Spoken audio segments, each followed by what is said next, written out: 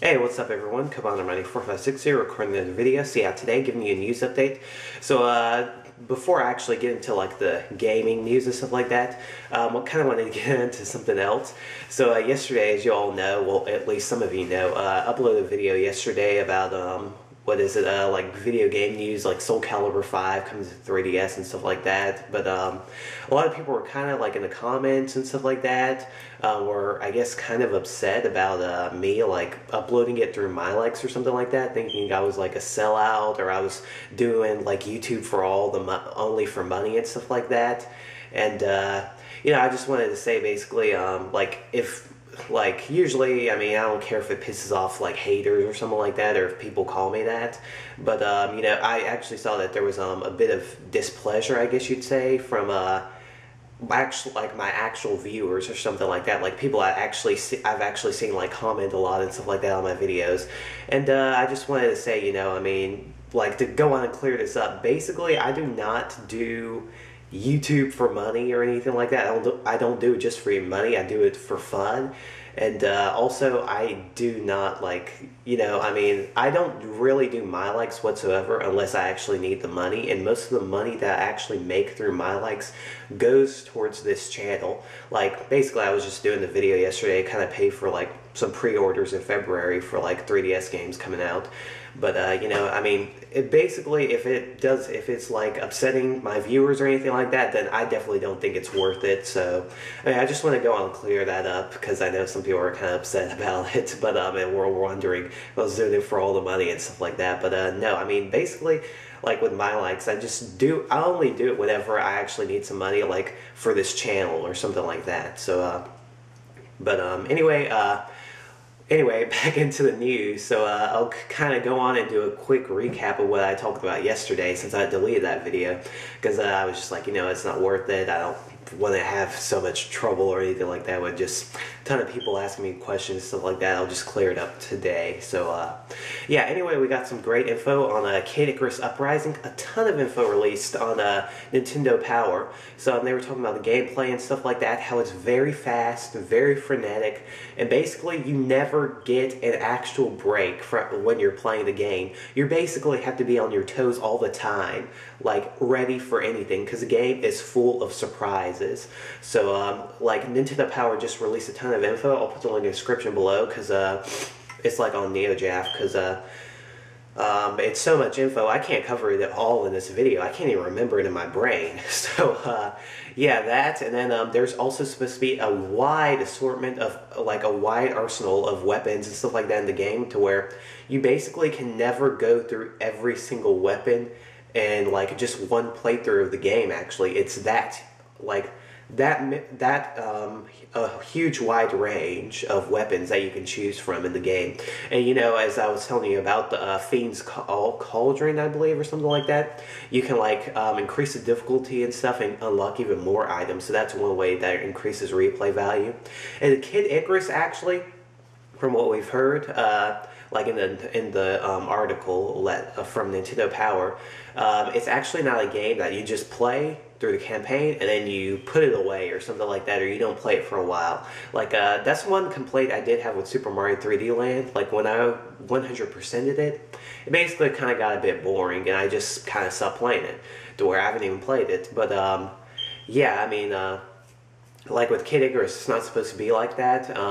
Basically, you might want to go through several playthroughs to actually kind of get through the game, like to actually unlock everything and items, and you know, there's just so much. There are like so many different things you can do through like a second or third playthrough and stuff like that. Also, there have been lots of references in the dialogue to past things in the old Kid Icarus game. So basically, suppose Palutena is showing you an item, like an item or an enemy from the past. Like she'll say, or Pit will say, like, "Huh, this enemy looks a bit less pixelated than 20 years ago." So basically a reference to the old NES game, saying that the enemies looked a lot pixelated back then, but now in 2012 it looks a lot better. So it's pretty funny, like a dialogue like that. And basically what Nintendo did with the game was they kind of made it a bit, I guess, cheesy or something, where like Pit's pretty cocky and stuff like that. He's not a character who's serious or is trying to, like, he's not concerned or anything like that. He's a character who takes things very lightly, kind of like Sonic the Hedgehog, I guess you'd say.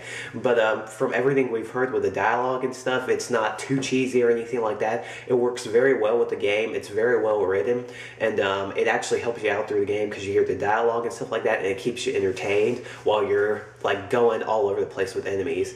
And Palutino will even show stuff on the bottom screen, like enemies and stuff and items.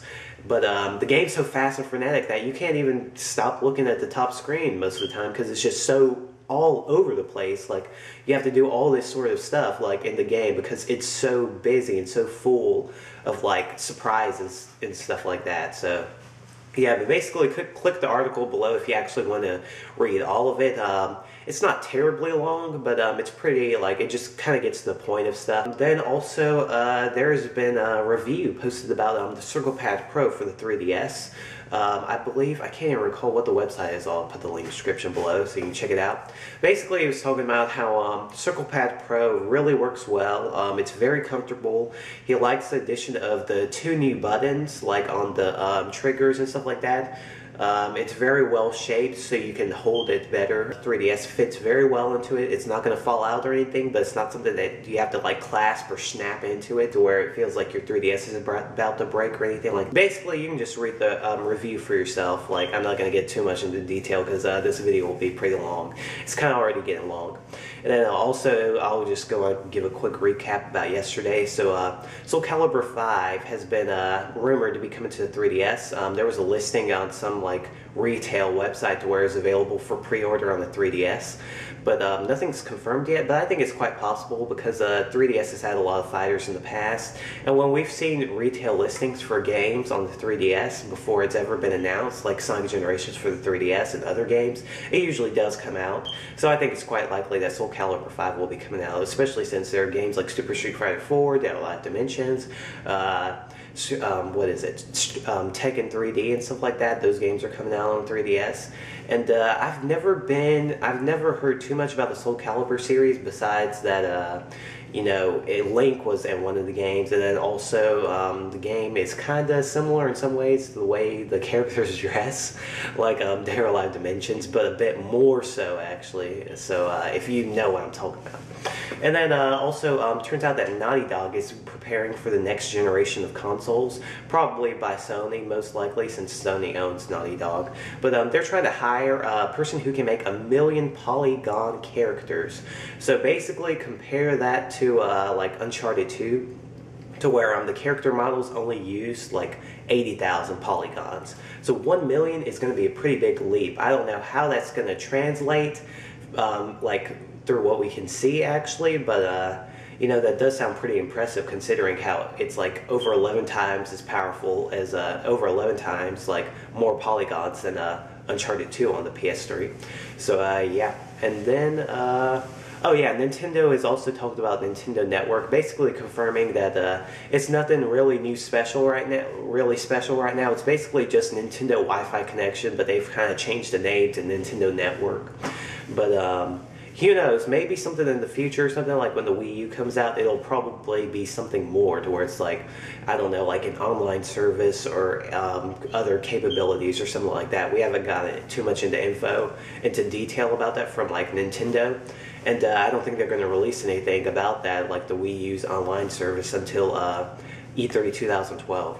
So that's basically it for this video. Thank you all so much for watching. Please remember to comment, like, subscribe, stay tuned for more vids, walkthroughs, and updates. So I just uploaded the latest part of my Skyward Sword LP, part 54, where I go to the final Silent Realm. So check it out. And next part, I'll be going to Skykeep, so stay tuned for that. And my new LP, don't know when that'll be coming out, probably in the next day or two, depends, kind of order to game actually, and hoping that will come in sometime soon, so that I can go and get started on it. So thanks again, see y'all, have a good day.